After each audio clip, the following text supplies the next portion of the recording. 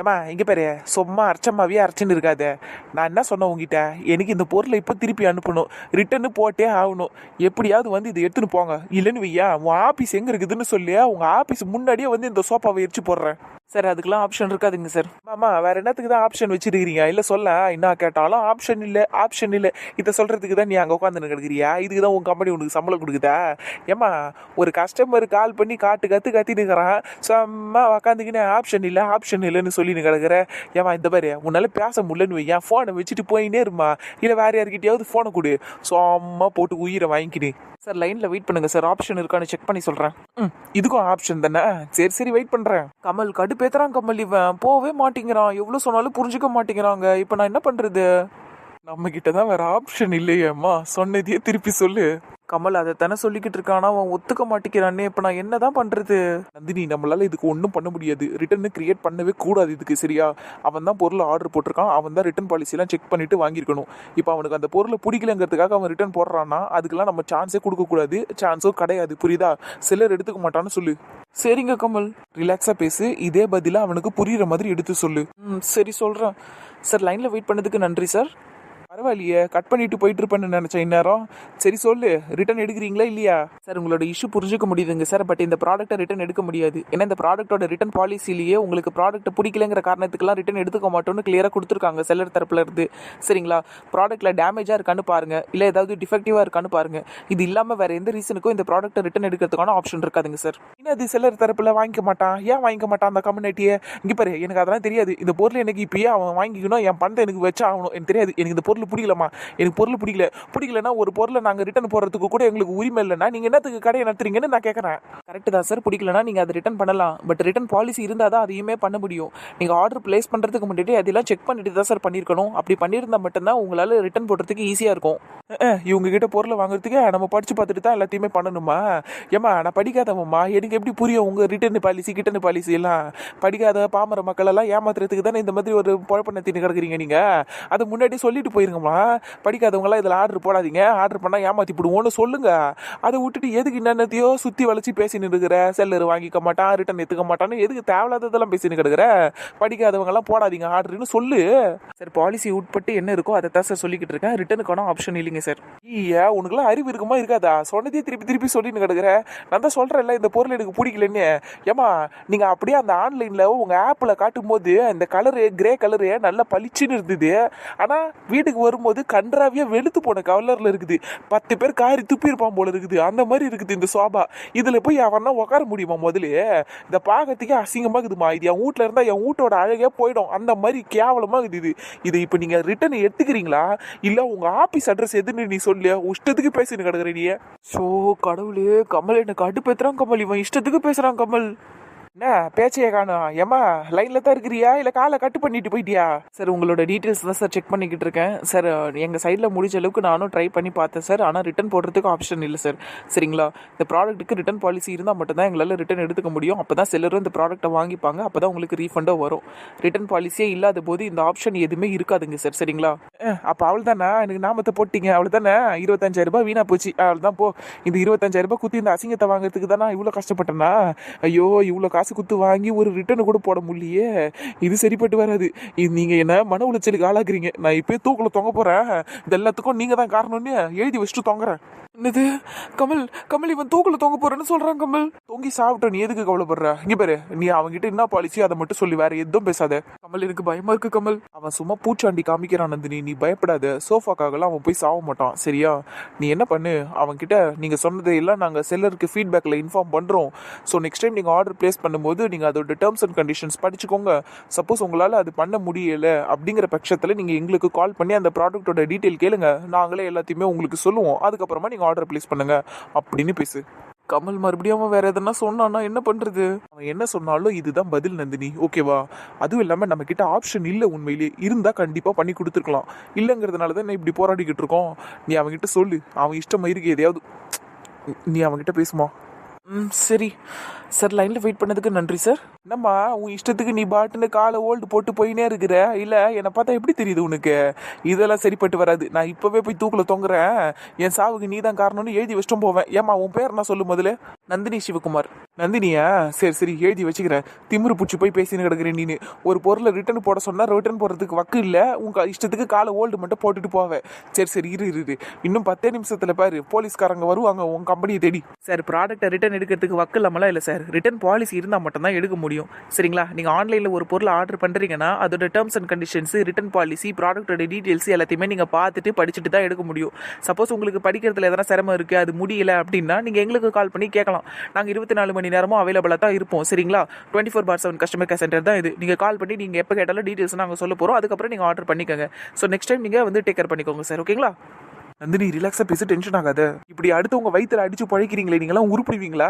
ஒரு பொருளை ஆசையாக வாங்கி வீட்டுக்கு போட்டால் அது கொஞ்சம் நல்லா இருக்கணும்னு தானே எல்லாரும் எதிர்பார்ப்பாங்க.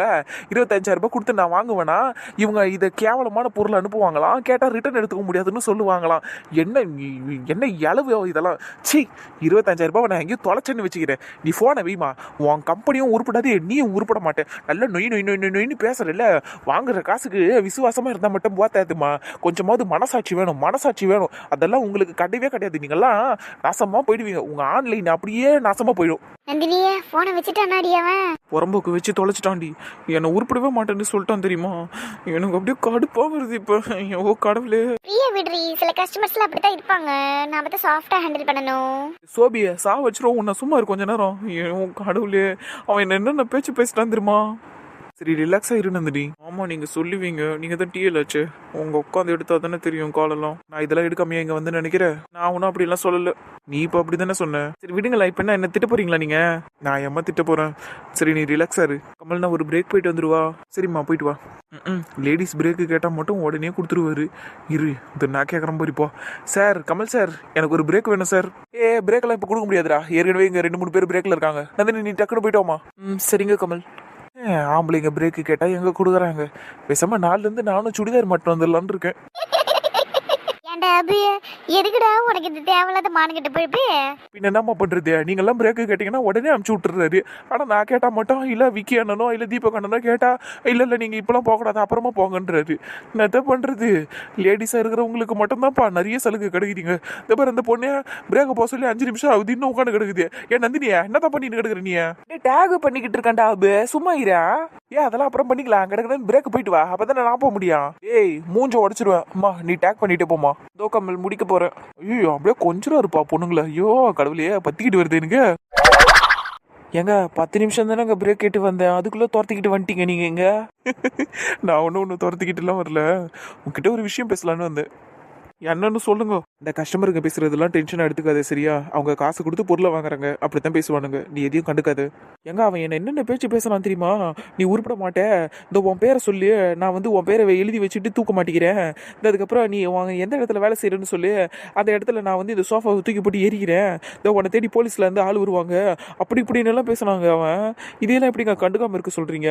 இதெல்லாம் மண்டையில ஒரு மாதிரி டென்ஷன் ஏறிடுச்சுங்க எனக்கு. சரி ரிலாக்ஸ் ஆகிரு சரியா?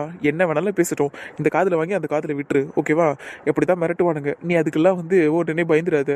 அதே மாதிரி ஏதாவது அசிங்கமான வார்த்தை இல்லை ஏதாவது அப்யூசிவாக பேசுகிறாங்க அப்படின்னா ப்ரொஃபஷனலாக பேசுங்கன்னு காலை கட் பண்ணிடு. இதெல்லாம் நான் ஏற்கனவே உனக்கு சொல்லி கொடுத்தது தானே. சொல்லி தான் கொடுத்துருக்கீங்க, ஆனால் இந்த மாதிரி பேச்செல்லாம் கேட்கறதுக்கு ரொம்ப கஷ்டமாக இருக்குது. எல்லாம் சரியாயிடும் நந்தினி, பழகிடும், கவலைப்படாத. போங்க. கால் பண்ணுறவங்க எல்லாருமே புஷ்பக்கா மாமியார் மாதிரி பேசிக்கிட்டு இருக்கானுங்க. அந்த கிளவி வாயை திறந்ததுன்னு வைங்க, ஐயோ அம்மா கூவமே கொப்பளிக்குங்க, அந்த மாதிரி பேசும் அது. ஓ அப்படியா? அதனால தான் தொட்டியும் இப்படி இருக்காரு. எங்க சுத்தினாலும் என் மாமா கிட்டே வந்து நிப்பீங்களா நீங்க? ஆச்சு போங்க. என் மாமா அப்படிலாம் ஒன்றும் கிடையாது. என் மாமா எவ்வளோ டீசெண்டாக பேசுவார் தெரியுமா? யார் உங்க மாமாவா? எம்மா ராகவ் கிட்ட போய் கேட்டு பாரு. ராகவ் கண்ணீர் வடிக்காத நாள் இல்லை. உங்க தொட்டி உங்க மாமா இஷ்டத்துக்கு பேசுவார். அவரு போய் கேட்டு பாரு. இதோ பாருங்க கமல், நீங்களாம் ஒழுங்கா வேலை செய்யலைன்னா என் மாமா திட்ட தான் செய்வாரு. அதை விட்டுட்டு சும்மா எதுக்கு எங்க மாமாவை தொட்டின்னு இருக்கீங்க? முதல்ல எதுக்கு இது பேரை வச்சுங்க? நீங்க முதல்ல ஒரு மனுஷனை எதுக்குங்க இப்படி கிண்டல் பண்றீங்க? உருவ கேலி செய்யாதீங்க. முதல்ல அதிகப்படியான கோபம் வரும்போது வாயிலிருந்து வர வார்த்தைக்கெல்லாம் இது உருவ கேலியா இல்லையான்னு யோசிச்சுட்டு சொல்ல தெரியாது ஓகேவா? அதுவா வந்துடும். அதுவும் இல்லாம உங்க மாமாவுக்கு பொருத்தமான பேர் தானே அது. சிமெண்ட் தொட்டி மாதிரி தானே இருக்காரு அவரு. இது பாருங்க கமல், இதுக்கு மேல என் மாமாவை தொட்டி நீங்கன்னு வைங்களா, நான் மனுஷியாவே இருக்க மாட்டேன் சொல்லிட்டேன். இதுக்கு முன்னாடி மட்டும் நீ என்ன மனுஷியாவா இருந்த? நான் உங்களை ஏதாவது பண்ணனாங்க எதுக்குங்க இப்படி தேடி வந்து என்ன டென்ஷன் பண்றீங்க? உங்களை பார்த்தாலே எனக்கு ஆத்திரமா வருது. நான் போய் வேலையை பாக்குறேன். இப்ப நான் என்ன சொல்லிட்டேன்னு இப்படி கோச்சிக்கிட்டு போறா? கோச்சிக்கிற மாதிரி எதனா சொல்லிருப்ப. நீயா சௌமியா? உண்மையில நான் ஒண்ணுமே ஒண்ணுமே சொல்லல. அவங்க மாமாவை தொட்டின்னு அவ்வளவுதான். அதுக்கு போய் கோச்சிக்கிட்டு போறா. அவளுக்கு ஏற்கனவே தெரியும்ல நம்ம தொட்டின்னு அவருக்கு பேர் வச்சிருக்கோன்னு. நம்மன்னு என்னையே சேர்த்துக்காதனா, நான் லோகநாதன் சாருன்னு தான் கூப்பிட்டுக்கிட்டு இருக்கேன். நீங்களாம் தான் தொட்டின்னு கூப்பிட்டுக்கிட்டு இருக்கீங்க. நைஸா எஸ்கேப் ஆகிற பத்தியா. சரி வீடு, நாங்க தான் தொட்டின்னு பேர் வச்சோம். இப்போ அதுல என்ன தப்பு இருக்குது? இந்த பொண்ணு எதுக்கு இவ்வளவு அஃபண்ட் ஆகுறா? பின்ன அவங்க அக்கா புருஷனை போய் நீங்க தொட்டின்னீங்கன்னா அவளுக்கு கோவம் வரதானே செய்யும். அவ முன்னாடி சொல்லாதுன்னு எத்தனை தடவை சொல்றது உங்ககிட்ட. நீயும் அவளும் சேர்வீங்கன்னு பார்த்தா இந்த மாதிரி எதனா பேசியே நீ அவகிட்ட இருந்து தள்ளி போயிடுவ போல இருக்க. நான் என்ன பண்றது, என்ன அறியாம வந்துடுது. அதுவும் இல்லாம நானும் அவளும் சேர்றத பத்தி எல்லாம் பேசுற, அதுக்கெல்லாம் வாய்ப்பே இல்லை. என்னப்பா என்னாச்சு? ஏன் திடீர்னு இப்படி பேசுற? நீ நந்தினியை லவ் பண்ணிக்கிட்டு இருக்க தானே? லவ் பண்றதுதான், அதுக்குன்னு அவ கூட நான் சேர்ந்தா வாழ முடியும்? அதுக்கெல்லாம் வாய்ப்பே இல்லம்மா. அவ சந்தோஷ சின்சியரா லவ் பண்ணிக்கிட்டு இருக்கா. அதுவும் இல்லாம சந்தோஷுக்கும் அவளுக்கும் இப்போ கொஞ்சம் ப்ராப்ளம் வேற போய்கிட்டு இருக்கு. ஆனாலும் சந்தோஷ் கால் பண்ணுவானா இல்ல மெசேஜ் பண்ணுவானான்னு ஃபோன் எடுத்து பார்த்துக்கிட்டு இருக்கா. அவ ரொம்ப சின்சியரா இருக்கா. என்னாலலாம் அவள் லவ்க்குள்ள போய் டிஸ்டர்ப் பண்ண முடியாது. லூசா நீ? உனக்கு பிடிச்சிருக்குல்ல, அப்புறம் என்ன? இங்க பாரு, இப்போ அவங்க ரெண்டு பேருக்கும் ப்ராப்ளம் இருக்குன்னா இதை தான் நீ சான்ஸா பயன்படுத்திக்கணும். நீ அவகிட்ட இப்போ நல்லா க்ளோஸா பேசி பழக ஆரம்பி. அதை விட்டுட்டு நீ அவங்க மாமாவை கிண்டல் பண்ணி அந்த பொண்ணை டென்ஷன் ஆக்கி அமுச்சு விட்டுட்ட. இங்க பாரு கமல், ஆப்பர்ச்சுனிட்டி எல்லாம் நம்மளுக்கு அடிக்கடி அமையாது. கிடைக்கிற ஆப்பர்ச்சுனிட்டியை பயன்படுத்திக்கணும், சரியா? ஃப்ரீயா விடாம போயிட்டு அவகிட்ட பேசு போ. இங்க பாரு சௌமியா, இந்த மாதிரி கேவலமான வேலையெல்லாம் நல்லா செய்ய முடியாது. அதுவும் இல்லாம அந்த பொண்ணை நான் லவ் பண்றேன் சௌமியா. அவ கமிட்டட்னு தெரிஞ்சா நான் லவ் பண்றேன்னா எனக்கு அந்த பொண்ணு பிடிச்சிருக்கு, அவ்வளவுதான். அந்த பொண்ணு அதுக்கு நீ எனக்கு கிடைச்சிடணும், அதுக்காக நான் என்ன வேணாலும் பண்ணலாங்கிறதெல்லாம் கிடையாது. விதி என்னவோ அதுதான் நடக்கும், புரியுதா? தேவையில்லாததெல்லாம் பேசிக்கிட்டு இருக்காது. என்ன இவன் இடியட் மாதிரி பேசிக்கிட்டு இருக்கான்? இவன் எப்படியாவது நந்தினி கிட்ட க்ளோஸா பேசி இம்ப்ரெஸ் பண்ணி நந்தினியை இவன் பின்னாடி வர வச்சிருவான்னு பார்த்தா இவன் என்னடா அண்ணா லூசு மாதிரி பேசிக்கிட்டு. ச்சே, இவனை போய் நம்பணும் பாரு நானு. ஐயோ கடவுளை, இப்போ நான் என்ன பண்ணுறது? நந்தினியை சந்தோஷம் பிரிஞ்சா தானே எனக்கு சந்தோஷம் கிடைப்பான். இவனுக்கு நந்தினி கிடைச்சா கிடைக்கிறா, கிடைக்க கட்டி போகிறான். ஆனால் எனக்கு சந்தோஷ் கிடைச்சே ஆகணும். இவன் பேசுகிறத வச்சு பார்த்தா நந்தினிக்கும் சந்தோஷுக்கும் சண்டை போல இருக்கே.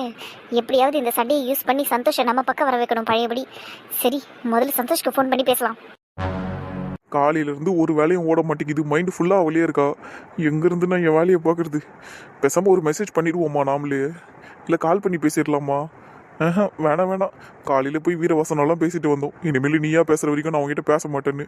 அதுக்குள்ளே மாடங்கிட்ட போய் நம்ம மெசேஜ் அனுப்பிச்சாலும் அவகிட்ட இருந்து ஒரு ரெஸ்பான்ஸும் வராது. தேவையில்லாமல் மறுபடியும் அசிங்கப்படுறதுக்கு மெசேஜ் பண்ணாமே இருக்கலாம். ஆனால் என்னால் முடியலையே, நான் என்ன பண்ணுறது? டார்ச்சர் ஆகுது எனக்கு.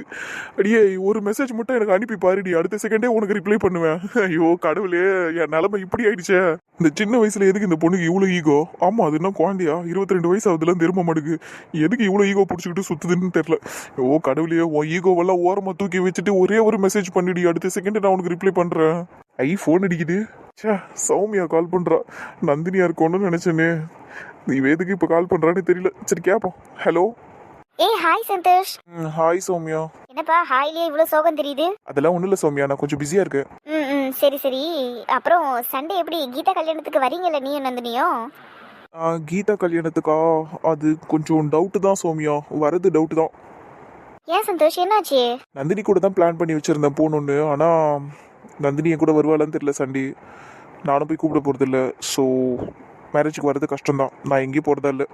என்னப்பா இப்படி பேசுறீங்க? நீங்க ரெண்டு பேரும் வரீங்கன்னு தெரிஞ்சு தானே மார்னிங் மேரேஜை கூட நான் ஸ்கிப் பண்ணிட்டு ரிசப்ஷன் மட்டும் போறேன்னு சொன்னேன் உங்களுக்காக. இப்போ நீங்க ரெண்டு பேருமே வரலன்னா எப்படி? நந்தினி வந்தால் மட்டும்தான் சௌமியா என்னால் மேரேஜ்க்கு வர முடியும், இல்லைன்னா வர முடியாது. ஆனால் என்னால் போய் அவளை கூப்பிடவும் முடியாது. அவளாக வந்தால் தான், இல்லைன்னா அவளை தான். ஐயோ கடவுளே சந்தோஷ், அவ தான் சின்ன பொண்ணு, சைல்டிஷாட்ட பிஹேவ் பண்றான்னா நீ கூட எதுக்கு சந்தோஷ் இப்படி இருக்க? அவ வரலன்னா விட்டுறேன், நீ வாயேன். நம்ம ஃப்ரெண்டு மேரேஜுக்கு தானே கூப்பிடுறேன் உன்னை நானு. கரெக்டு தான் சௌமியா, ஆனால் நான் அவ கூட போகணுன்னு தான் பிளான் பண்ணி வச்சிருந்தேன். ஒரு ட்ரிப்பு பிளான் பண்ணேன், அது நடக்கல. அட்லீஸ்ட் இந்த மேரேஜ்க்காவது அவ கூட போகணும்னு நினச்சேன். அதுவும் நடக்கலைங்கிற போது நான் எதுக்கு அந்த மேரேஜ்க்கு வரணும்? கடவுளே, என்னதான் பிரச்சனை சந்தோஷ் உங்க ரெண்டு பேருக்குள்ள? அது ஒரு சின்ன மிஸ் அண்டர்ஸ்டாண்டிங் சௌமியா. இப்போ உனக்கு வேற எதனா பேசணுமா? எனக்கு வேற ஒன்றும் பேச வேணாம். சரி, நீ மேரேஜுக்கு வரியான்னு கன்ஃபார்ம் பண்ணுறதுக்கு தான் கேட்டேன். அதான் வரலன்னு சொல்லிட்டியே. சரி, நான் ஃபோனை வைக்கிறேன். நீ எதுவும் தப்பா எடுத்துக்காத சௌமியா, என்னால் அவள் இல்லாமல் எங்கேயும் வர முடியாது. சரி சந்தோஷ், நீ ஒன்றும் எனக்கு எக்ஸ்பிளனேஷன் கொடுக்கணும்னு அவசியம் இல்லை. உனக்கு நந்தினிக்கும் சண்டை நடந்தா உலகமே முடிஞ்சு போன மாதிரி ஒரு இடமா இடிஞ்சு நீ உட்காந்துருக்குற. அது எனக்கு நல்லாவே புரியுது, விடு. அப்படிலாம் இல்லை சௌமியா, என் வேலையை நான் பார்த்துக்கிட்டு தான் இருக்கேன். ஆனால் எனக்கும் அவளுக்கும் பிரச்சனைன்னா எனக்கு அவன் நினைப்பு கொஞ்சம் அதிகமாக இருக்கும் மனசில், அவ்வளோதான். அண்ட் அதே மாதிரி தான் அவள் வேலையை அவள் பார்த்துக்கிட்டு இருந்தாலும் என்னையே தான் நினச்சிக்கிட்டு இருப்பாள். அட காவிய காதலர்களா, உங்க தொல்லை தாங்க முடியலையே. அதுவும் இல்லாமல் சந்தோஷ், நீ மட்டும் தான் இப்படி இருக்கியோன்னு எனக்கு தோணுது. நந்தினி இங்கே நார்மலாக தான் பாருக்கா, அவள் வேலையை அவள் பார்த்துக்கிட்டு இருக்கா. இங்கே எல்லாருக்கிட்டையும் நல்லா சகஜமாக பேசிக்கிட்டு இருக்கா. கமல் கிட்ட நல்லா உட்காந்து அரட்டை அடிச்சுக்கிட்டு இருக்கா. என்கிட்டயும் பேசுகிறா. அப்புறம் எல்லாருக்கிட்டையும் பேசிக்கிட்டு தான் இருக்கா. நீ மட்டும் தான் இப்படி மூட் ஆஃப்ல சுற்றிக்கிட்டு இருக்க. என்னமோ போ. சரி, நான் ஃபோனை வச்சுட்றேன் சந்தோஷ், பாய். சரி சௌமியா பாய். இது பைத்தியம் என்ன இப்படி சொல்லுது? நந்தினி அப்போ அங்கே ஜாலியாக இருக்காளா? நான் மட்டும் இங்கே மூட ஃபுல்லாக சுற்றிக்கிட்டு இருக்கேன். அந்த அம்மா மட்டும் ஹாப்பியாக இருக்காங்களா? என்னை விட்டுட்டு ஹாப்பியாக கூட இருந்துட்டு போட்டோம். ஆனால் எனக்கு ஒரு மெசேஜ் பண்ணலாம்ல? அது என்ன நான் என்ன மட்டும் அவளுக்கு அவ்வளோ இலகாரமாக போச்சு.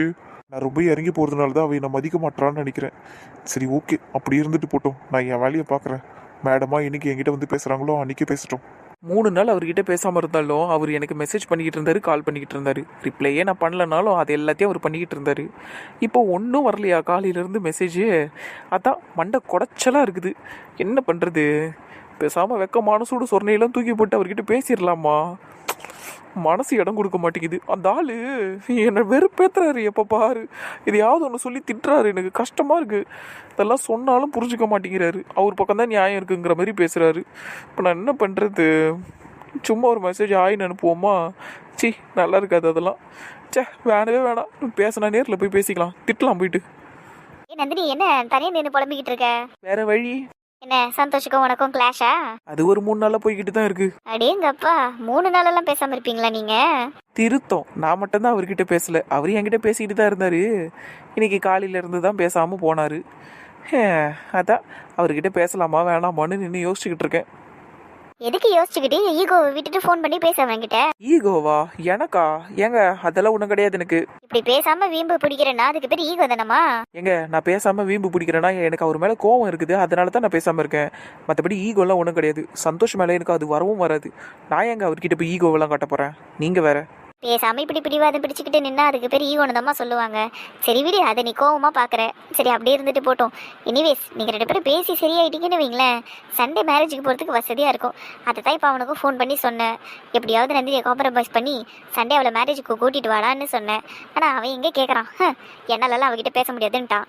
அவ்வளவுதான். இப்போ நான் கீதா கல்யாணத்துக்கு போன மாதிரி தான். என்ன சொன்னீங்க இப்போ? என்னாலையும் கீதா கல்யாணத்துக்கு போக முடியாதுன்னு சொன்னேன். நான் அதை கேட்கல. சந்தோஷம் என்னமோ சொன்னார்னு சொன்னீங்களே. சந்தோஷா? அவனால் உன்னை காம்ப்ரமைஸ் பண்ண முடியாதுன்னு சொன்னான். அதுக்கப்புறம் நீ வரலன்னா அவனும் வரமாட்டேன்னா, ஆனால் உன்னை காம்ப்ரமைஸும் பண்ண மாட்டேன்னு சொல்லிட்டான். ஓஹோ, அப்படியா? சரி சரிங்க சௌமியா. சரி நந்தினி, எனிவேஸ் நீ எப்படியாவது சந்தோஷம் காம்ப்ரமைஸ் பண்ணி நீ அவனை கூட்டிகிட்டு வந்துரு கல்யாணத்துக்கு. எங்கள் ஃப்ரெண்டு கீதா கல்யாணத்துக்கு போகணுன்னு ஆசையாக இருக்குது. நான் தனியாக கூட போயிருப்பேன்.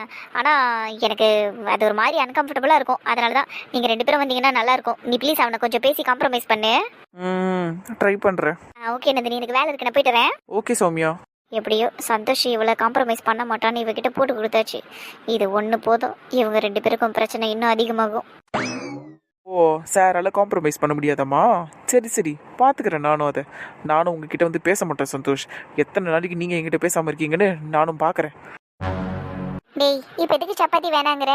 பசிக்கலம்மா எனக்கு, அதனால தான். எனக்கு ஒரு டம்ளர் பால் மட்டும் கொடுத்துருங்க, நான் குடிச்சிட்டு தூங்கிடுறேன். வெறும் பாலை குடிச்சிட்டு தூங்குறதுக்கு நீ என்னடா பச்சை குழந்தையா? இந்தா நீ சப்பாத்தி சாப்பிட்டு தூங்கு. ஆமா, இப்போ நீ எதுக்கு வேணாம்னு சொல்லிக்கிட்டு இருக்க?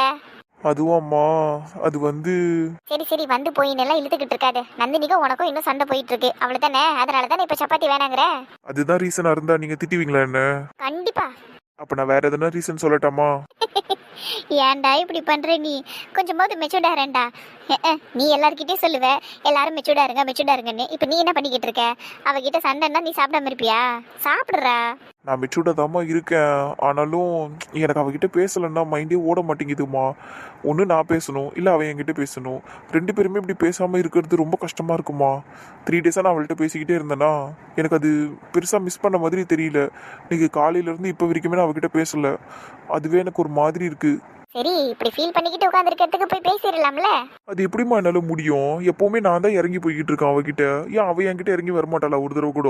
இப்படி எல்லாம் பேசக்கூடாது சந்தோஷ், இதெல்லாம் தப்பு. ஏன் உங்க 2 பேருக்கும் சண்டை வரும்போது எத்தனை தடவை அவளே வந்து உங்ககிட்ட சாரி கேட்டுக்கிறா? அப்புறம் என்னடா நீ மட்டும்தான் எல்லாத்துக்கும் சாரி கேட்குற மாதிரி பேசுற? அதெல்லாம் அவன் மேலே இருந்த தப்புனால அவள் வந்து என்கிட்ட சாரி கேட்டா. நான் எப்பவுமே ஃபர்ஸ்ட் தப்பு பண்ண மாட்டேம்மா. ஃபர்ஸ்ட் அவள் ஏதாவது ஸ்டார்ட் பண்ணி விடுவா, அப்புறம் நான் அவளை பிடிச்சி திட்டி விட்டுருவேன். அப்போதான் அது என் மேலே தப்பாகும். இப்போ அப்படிதான் ஆச்சு. கடவுளே, சின்ன குழந்தை மாதிரி பேசிக்கிட்டு இருக்கானே என் வளர்ந்த புள்ள. அடி இங்க பாரு சந்தோஷே. சொல்லுங்கம்மா. சிரிக்க சிரிக்காத நீனு. இங்க பாரு, இந்த லவ் பண்ற டைம்லயே நீங்க சண்டே எல்லாம் உங்களுக்குள்ள போட்டு முடிச்சுக்கோங்க. கல்யாணம் முடிஞ்சதுக்கு அப்புறம் இப்படி எல்லாம் சண்டையை கண்டினியூ பண்ணிக்கிட்டு இருந்தீங்கன்னு வெய்யி, சொல்லுங்க. பிச்சு புடுவ ரெண்டு பேரையும். அதுவும் இல்லாம இந்த வீட்ல சேர்க்க மாட்டேன், ரெண்டு பேரையுமே தனி கொடுத்துன வச்சு விட்டுருவேன். அம்மா என்னம்மா சொல்றீங்க? ஆமா, வீடுங்கிற வீடு நிம்மதியா இருக்கணும்டா. அதை விட்டுட்டு நீ ஒரு பக்கம் அவ ஒரு பக்கம் சண்டையெல்லாம் போட்டுக்கிட்டு இருந்தீங்கன்னா நல்லா இருக்காது. ஏதோ இப்ப நீங்க ரெண்டு பேரும் தனித்தனி வீட்ல இருக்கிறீங்கிறதுனால உங்களோட பிரச்சனையெல்லாம் வீட்ல ரிஃப்ளெக்ட் ஆகல. நாலு பின்ன கல்யாணம் ஆகி நீங்க ரெண்டு பேரும் ஒரே வீட்ல இருக்கிறப்ப, அதாவது இந்த வீட்ல இருக்கிறப்ப இப்படி எல்லாம் சண்டை போட்டுக்கிட்டு இருக்கீங்கன்னு வைங்க, வீட்ல நிம்மதியா இருக்காது. எனக்கு வீடு நிம்மதியா இல்லைன்னு வையேன், எனக்கு டென்ஷன் ஆயிரும். அதனால தான் நான் சொல்றேன், சண்டையெல்லாம் இப்பயே முடிச்சுக்கோங்க. கல்யாணத்துக்கு அப்புறம் இந்த சண்டையெல்லாம் கண்டினியூ பண்ணீங்கன்னா தனி கொடுத்தனும் வச்சே தீருவேன். மம்மி கே மம்மி கேவாவது கியூவாவது அம்மா சொன்னதுதான். ஒழுங்கா இப்ப சப்பாத்தியை சாப்பிட்டு முடி. அம்மா அப்புறமா பால் எடுத்துட்டு வந்து தரேன். எல்லாத்தையும் சாப்பிட்டு என்னால நிம்மதி தூங்கி எழுந்துரு. எப்படா ராகுலும் காயத்ரி இந்த வீட்டுக்கு வருவாங்கன்னு இருக்கு. இந்த வீட்டோட சந்தோஷமே போன மாதிரி இருக்குடா. அவங்க ரெண்டு பேரும் போனதுக்கு அப்புறம் எங்கேயாவது நிம்மதியா இருக்க முடியுதா? இந்த ரூம் பக்கம் வந்தா நீ நந்தினியை கூட சண்டை போட்டுக்கிட்டு இருக்க, உட்காந்து இப்படி தனியா ஃபீல் பண்ணிக்கிட்டு இருக்க. இதோ உன் தங்கச்சிக்காரி அவ ரூம் பக்கமே இல்ல, அந்த வாசல்ல கூட போய் நிக்க முடிய மாட்டேங்குது. அந்த அளவுக்கு கத்துன்னு கத்திக்கிட்டு இருக்கா மனோ கிட்ட. இங்க நீ என்னை வந்து பார்க்கவே மாட்டேன்னு சண்டை போட்டுக்கிட்டு இருக்கா. அப்படியா மாமா, நீ சண்டை போட்டுக்கிட்டு இருக்காளா? அதை வேற ஏன்டா கேக்குற? கத்துன்னு கத்திக்கிட்டு இருக்காவே. சோ பாப்பா கத்துறாளா? ஆனா பாவமா நம்ம மணி. ஆனா இந்த மனு இருக்கானே சரியான திமிரு பிடிச்சவனா இருக்காமா. எங்கேஜ்மெண்ட் முடிச்சுட்டு போனதுக்கு அப்புறம் ஒருத்தர் கூட இங்க வந்து பார்க்கவே இல்லை அவளை. ஆனா அவனுக்காக எல்லாரையும் இங்க வந்து கூட்டிக்கிட்டு அங்க போய் அவனை பார்த்தா தெரியுமா? இந்த பையன் மட்டும் தான் ரொம்ப ஓவரா பண்றாமா. ச்சே, ஏன் தம்மா அந்த குடும்பம் அப்படி இருக்குது? அவனும் அப்படிதான் இருக்கிறான், அவன் தங்கச்சிக்காரி நந்தினியும் அப்படிதான் இருக்கா. இதோ அவங்க அப்பா எல்லாருக்கும் மேல அவரு. எல்லாரும் அப்படித்தாம்மா இருக்கிறாங்க. திமிரு பிடிச்சவங்க அம்மா அவங்க எல்லாருமே. என்னடா இப்படி பேசிக்கிட்டு இருக்க? வாயை மூடுறா. தப்பி தவறி கூட நந்தினி காதுல இந்த விஷயம் எல்லாம் வேண்டதுன்னு வையே, உடனே அவங்க அப்பாக்கு போன் அடிச்சு சொல்லிடுவா, நம்ம குடும்பத்தையே திமிரு பிடிச்ச குடும்பம்னு சொல்றாருப்பான்னு சொல்லிடுவா. அவ்வளவுதான். அப்புறம் உனக்கும் நந்தினி கிடைக்க மாட்டா, மணிக்கும் மனோ கிடைக்க மாட்டா. சம்பந்தமே வேணாம்னு சொல்லிடுவாரு சிவான்னு. ஐயோ ஆமாமா, அவரு செஞ்சாலும் செய்வாரு. யாரு அவரு? அதுவும் அந்த பொண்ணு. ஐயோ அது கண்டிப்பா போட்டு கொடுத்தாலும் கொடுத்துரும். அம்மாமா நீங்க ஒரு தடவை போய் வெளியே எட்டி பாருங்கம்மா, அந்த பிசாசு எதனா வந்துட்டு போயிருக்கான்னு. எப்படி பயப்படுறான் பாரு. சரி, எனக்கே கொஞ்சம் பயமா தான் இருக்கு, நான் போய் பாத்துக்கிறேன். சரியா? சரிம்மா. சரிப்பா, நீ சாப்பிடு. என்னதான் நந்தினி நம்ம கிட்ட பேசலன்னு மனசு கஷ்டமா இருந்தாலும் பசிக்குது நம்மளுக்கு. பேசாம சாப்பிட்டுருவோம். நல்ல வேளை அம்மா எடுத்துட்டு வந்து கொடுத்தாங்களே.